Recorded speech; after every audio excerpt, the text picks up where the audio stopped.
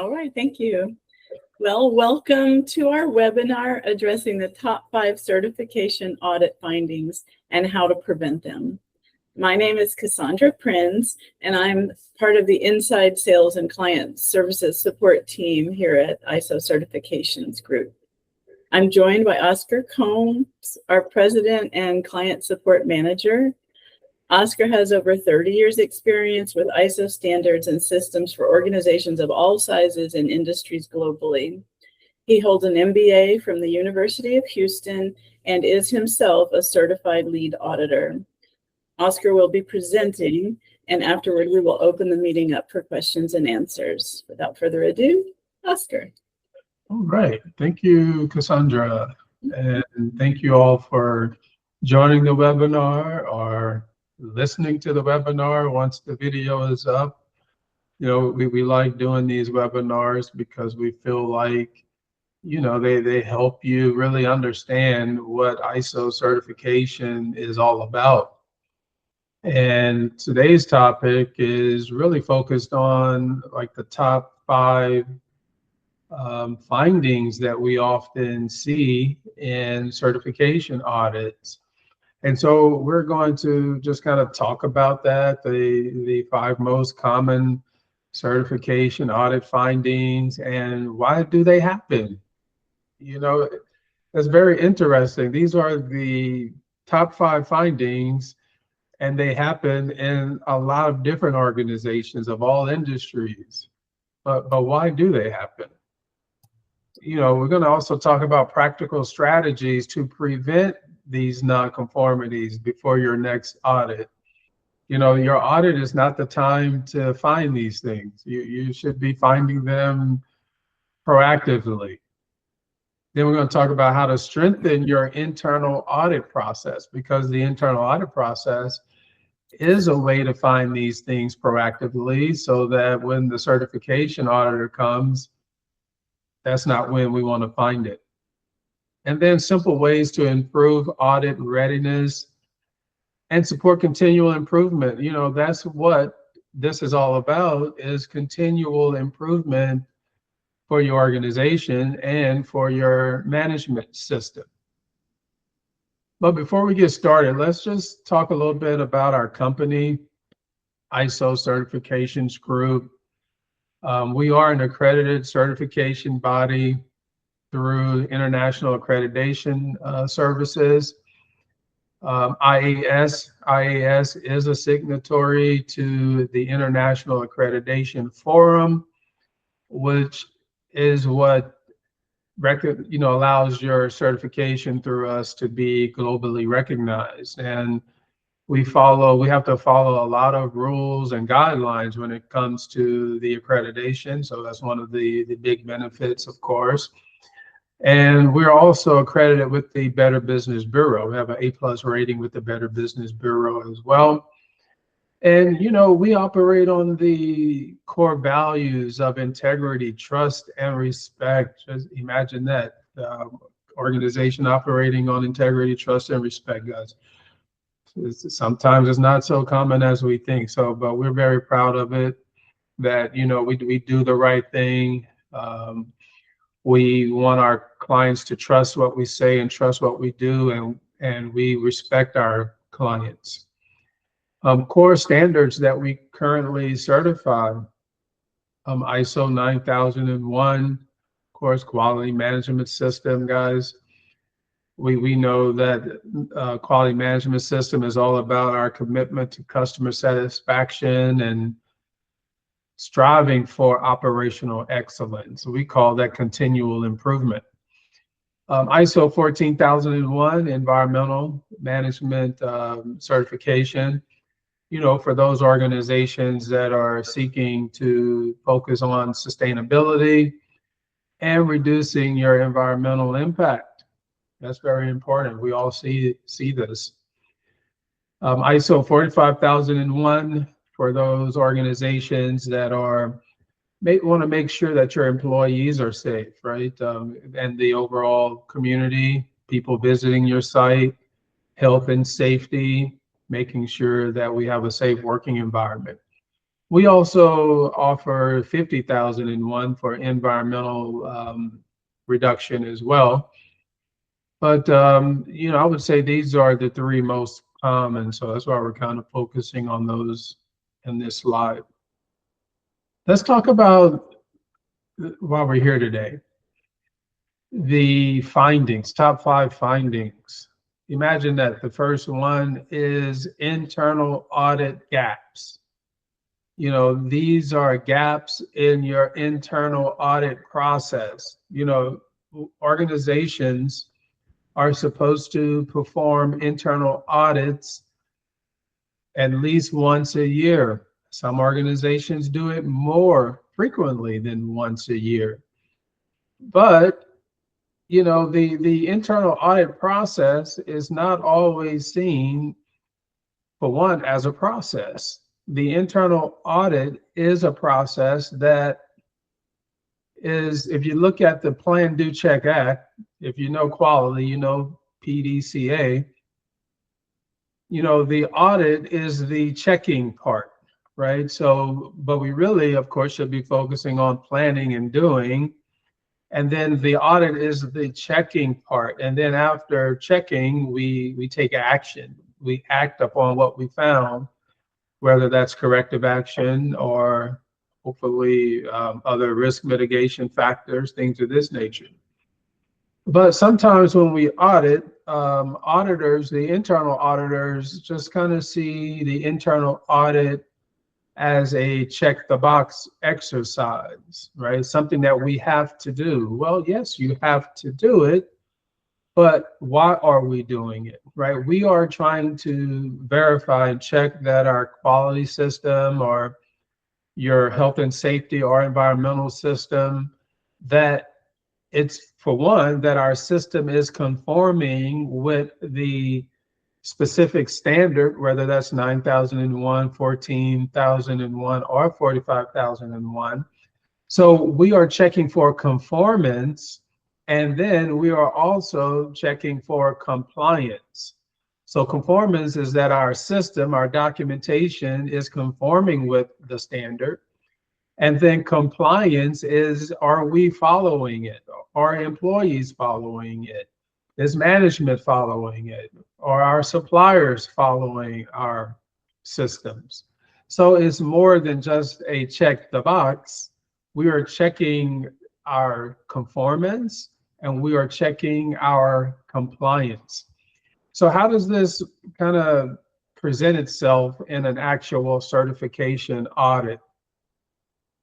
Sometimes your certification auditor is really just focused on, building, or shall I say, building a audit trail.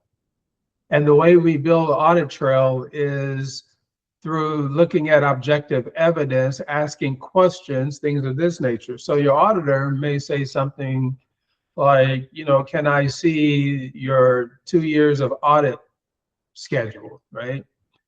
Or can I see your audit reports, your last 2 audit reports? And from that, it seems like just a general question. But for one, by asking for 2 years, the auditor is kind of wanting to see what was going on in those 2 years, right? So let's just say, for example, I asked you for 2026 and 2025. Well, if I only asked you for 2026, I'm not able to compare with what was going on in 2025's audit. So by asking you for 2 years, we kind of get a comparison to see if your organization, for one, is conducting audits. Are they effective? What did you find in your 2025 audit, for example? And did you find that issue again in 2026? Or did you even look for that same issue in 2026? It does no good just to find something in a previous year and you go back and you don't follow up to make sure that you are closing those items out. And also, we want to make sure that people who are conducting audits are independent of those audits, right? So if you are over purchasing, someone else in your organization should be auditing purchasing, for example, right? Because you cannot be independent or objective. Well, you can, but theoretically, it's hard to be objective and independent of something that you directly oversee. So recommendation here is, of course, using cross-functional teams when you do your audits rather than, focusing on department or, just focusing on a checklist. Checklists are good, by the way. Checklists get a little bad rap, but it doesn't mean that you have to follow just the checklist in a linear way. You can still build the checklist based upon the process flows of your organization, following the inputs and outputs. So you don't have to just go down the checklist. You can skip around the checklist based upon how the process is flowing, right? So again, making sure that your internal audit is not just a check the box exercise. Make sure that you are conducting conformance audits and looking for compliance, and also making sure that you're not auditing yourself, right? So that's finding number one. The second most common finding is the issue of document control, guys. This is low-hanging fruit. Every auditor knows when they go into an organization that there's a high likelihood that you're going to find document control issues. So what is document control? This is where your organization is able to control its documents. Well, what documents do we need to control, Oscar? Well, you need to control any document in your organization, I would say, that is critical to your day-to-day operations. So if you think about, if your organization was trying to open up a new office and you wanted to give the new office everything that they needed to start up on day one, that would be the list of all the controlled documents that you would want to control. So typically the issue with control, and what does control mean? It means controlling the existence of that document, creation of the document, how that document is approved, how it is disseminated or released throughout the organization, how people are trained on that document. And again, how do we monitor and audit to make sure people are following that document? And then revisions and updates, right? So these are all things that auditors are looking for when we come into your organization to audit document control. So what are the issues that we typically see when we do these audits? Well, the most common thing is that we see outdated procedures at workstations. We see uncontrolled documents in use throughout the organization. So how do we find these things? So pretty easily, actually. I mean, we just compare your controlled document register with documents that we see in use. So if we're talking to someone on the production floor and they have a inspection procedure, and we already have your master list of documents, or we may call this controlled document register. If the document, this inspection procedure that they're using on the floor, maybe it's on Rev 2. So any good auditor is going to look at the document, look at the who approved the document, the title of the document, the date of the document, the revision of the document. That's just common auditing, right? And so they're going to compare that to what is on your controlled document list, or what we call a controlled document register. So maybe the document on the floor is on Rev 2, but on that list, that master list, it's on Rev 3. Well, that would be a major issue, because you have someone out there inspecting on Rev 2 and they should be inspecting based upon the procedure of Rev 3. Well, and it really depends on what the revision was, right? Maybe the revision was critical, then that would be a big issue. If the revision was something not so critical, that could be a minor finding, but what it points to is that, okay, if I found this issue here, and then I start seeing, people using outdated documents as I'm auditing, that's not matching up with the control document register, then I start to say, okay, this organization has a document control issue. So how do we resolve this issue? Well, for one, you can enforce read-only access for people. And you can also put where people put this statement, uncontrolled, printed versions of this document are uncontrolled, for example, right? That's always good, because if it's a printed document, let's say, and I'm not getting it from your SharePoint site or your network where the control version is, at least that statement that says printed documents are uncontrolled, it does help, because the reader understands that, the auditor understands that, but it still questions why someone would be using a outdated document, but the statement does help. Also, discontinue saving these documents on desktops. People want to create these shortcuts, and sometimes those links get broken, or sometimes people don't know how to set up the shortcut to the actual document. So they end up saving a shortcut, but it's just a copy of the document. So if the document is updated on the network, they're no longer using the latest version of this form or procedure or policy. Also, just be disciplined to maintain the control document register. People get a little lazy in this area. Maybe they revised that procedure that we were talking about, but they forget to go and update the control document register. So the procedure is actually Rev 3, but in the register it says Rev 2. Well, the discipline comes in by always updating the register first, then putting that number on the document, right? So you will update the register to Rev 3, and then the document to Rev 3. Take out Rev 2 from circulation, removing it from all points of access, replacing it with Rev 3. See, those were 3 distinct different steps, but sometimes people are, they don't want to be as disciplined, which causes this issue, right? So auditors know that sometimes people lack that discipline, so we know that's an easy find.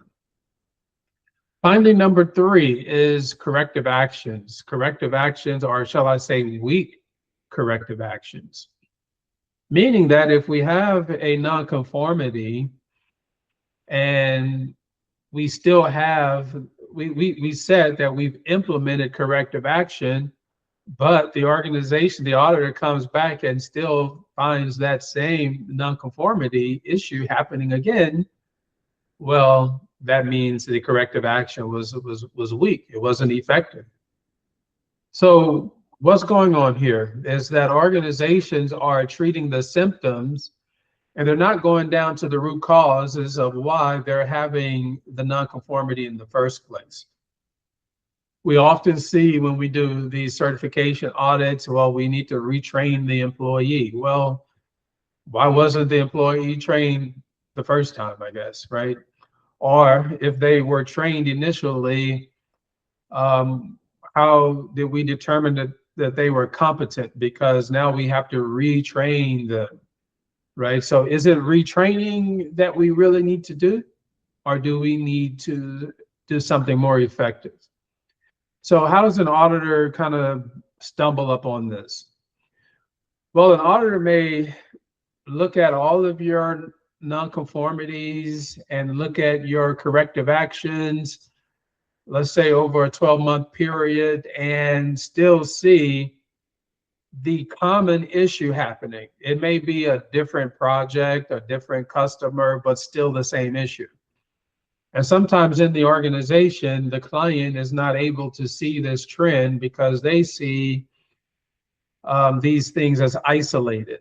Or sometimes organizations even, they want to wait until a trend appears, right? Maybe this needs to happen 3 times before we do something about it.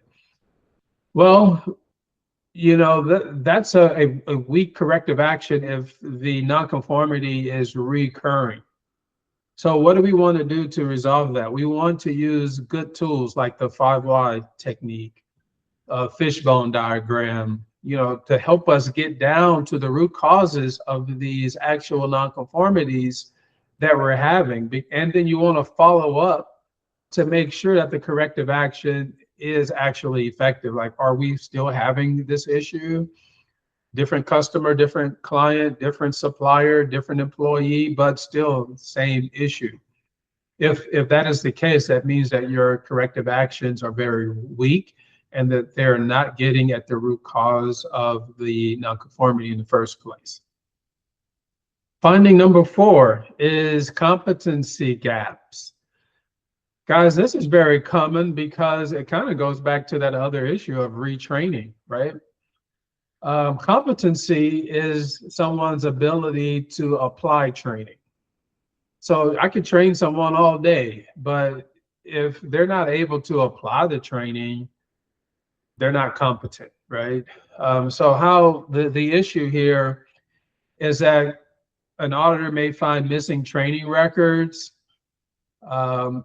We may have people who have changed roles and they haven't received training for their new role.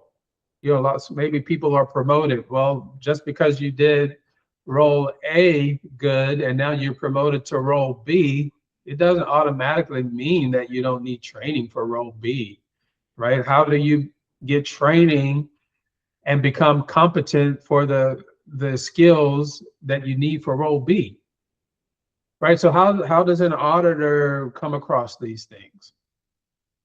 First thing is we look at an organizational chart. The organizational chart tells us who to kind of randomly sample. So here we're able to go look at positions and things of this nature. So if I see a technician over here on the org chart, my question now is, okay, can I see a job description for this technician?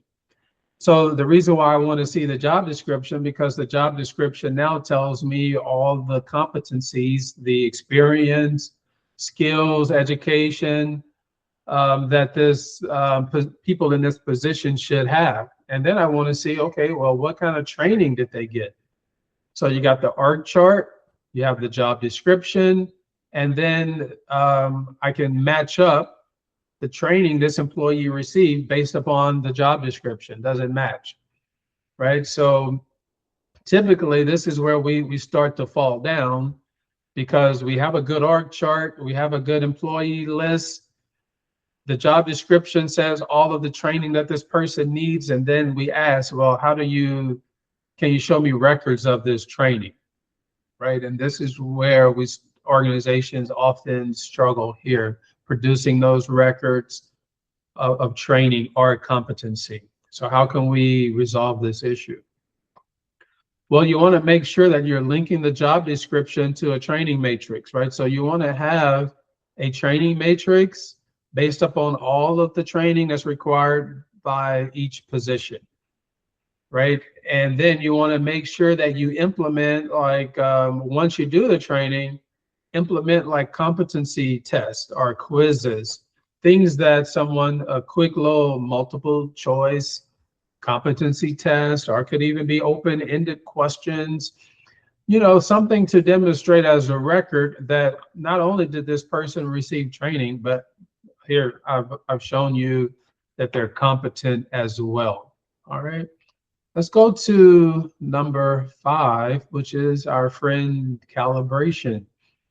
Calibration, guys, very common issue is that an auditor is out there looking at equipment, various gauges that people are using, maybe a caliper, maybe a micrometer, could be even a scale, right? But the sticker, the calibration sticker on the device is expired. So maybe this was supposed to be checked, let's say 2 months ago, and here it is in July, and it shows to be expired.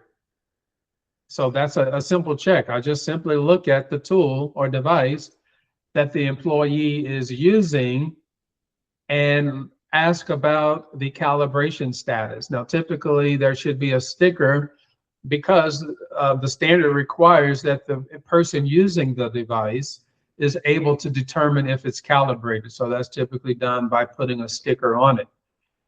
An auditor kind of picks up on this issue by asking for the calibration inventory or asking for the inventory of all of your calibrated devices.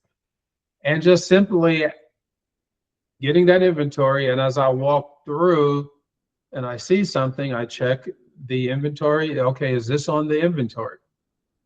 The inventory says the last time this was calibrated was 6 months ago. Well, if I look at the sticker of that on that device, it should match.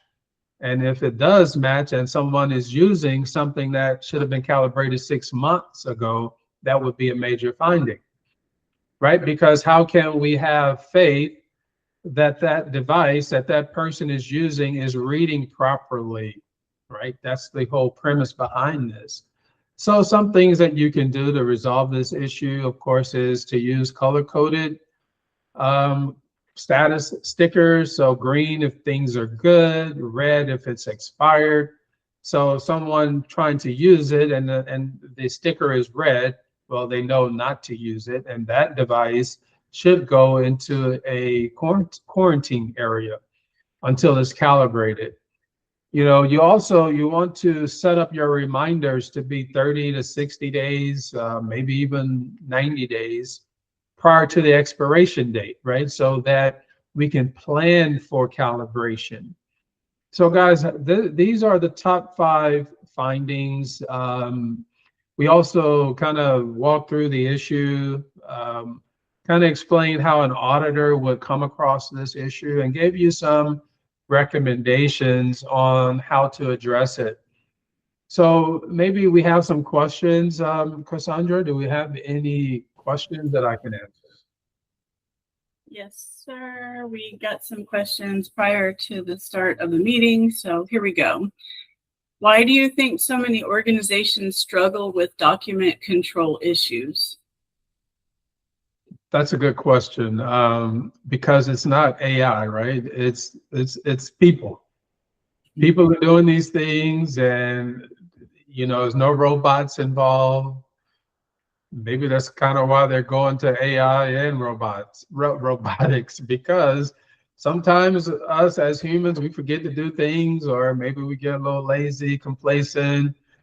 We want to build in shortcuts to things. And as I mentioned in the example, we want to put a little copy of this document on my desktop, so I don't want to have to go to the actual file folder every time. And that's how we get these issues of document control. It's us creating it, but it's also a process in your organization that is allowing people to do that, right? So there should be constant reminders and discussions about this, and organizations really have to crack down on this issue, because this issue not only is a document control issue, this could be an issue where someone gets seriously injured in your company.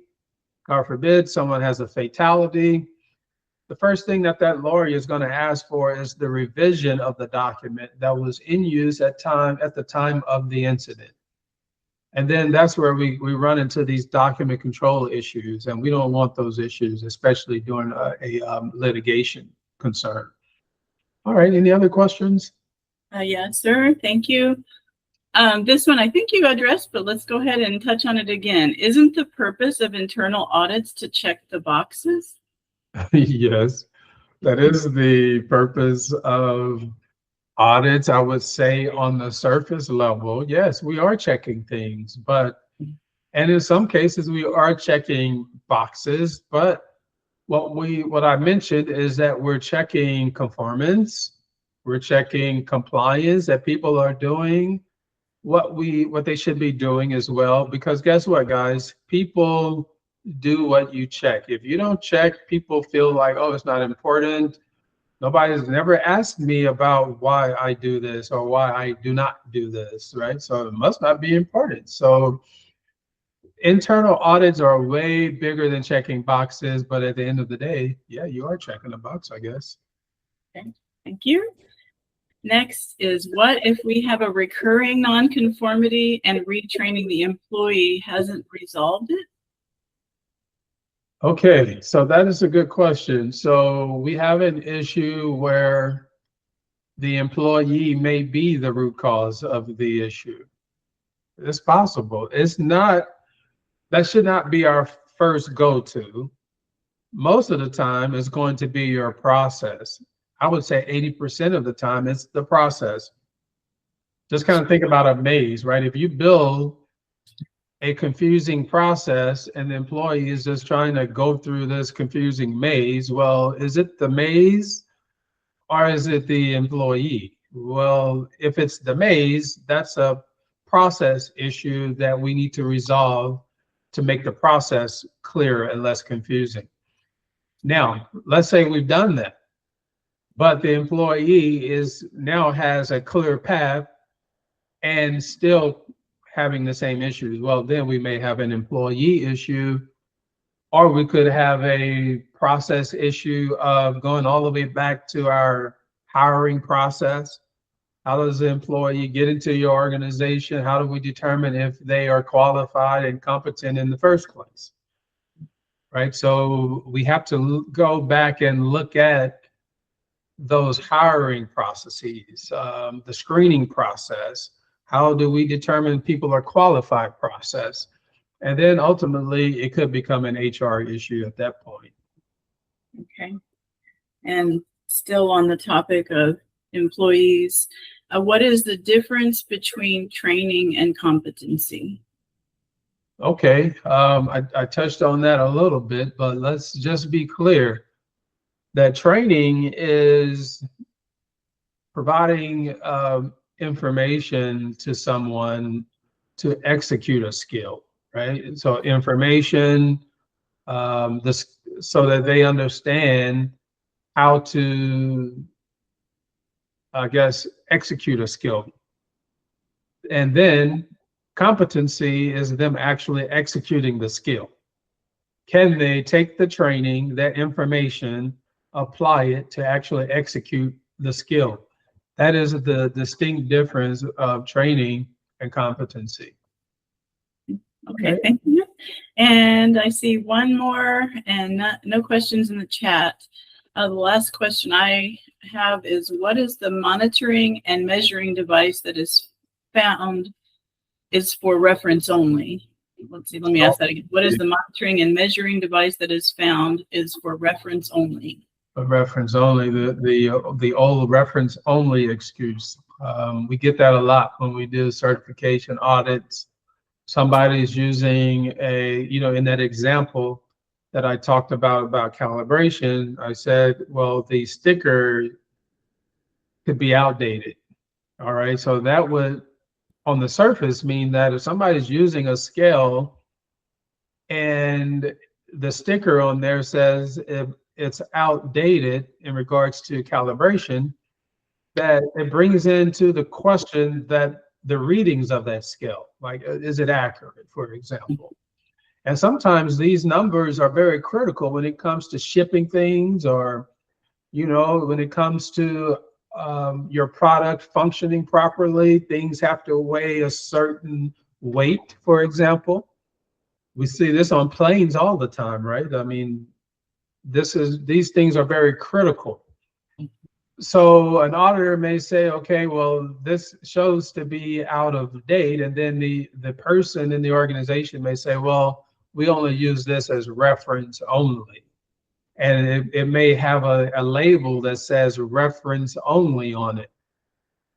And so over the years, this has become a way to use an uncalibrated device because, oh, well, Mr. Auditor, this is for reference only. Well, why would you want to reference anything, in my opinion, that's questionable, that may not be reading properly, even if it is for reference only? So I would encourage any organization using this reference only excuse to discontinue that practice. For us, that would still be a finding, that you're still using, even if for reference only purposes, that you're still using a device that's not calibrated. All right, is that all of our questions? It is all of the questions. Yes, thank you so much. All right, well, thank you all for attending the webinar, giving me an opportunity to kind of share those top 5 findings, give you some recommendations on, maybe we're coming into your organization. At least you kind of know, what we're looking for. All right, Cassandra, I'll hand it back over to you at this time. Well, thank you to those who attended. I will be available to you after the meeting. My direct extension is, my number is 281-742-1261, and you can choose option 0, and that'll get directly to me. Please do feel free to use that anytime, and I hope you have a wonderful, wonderful day. Take care. Bye-bye.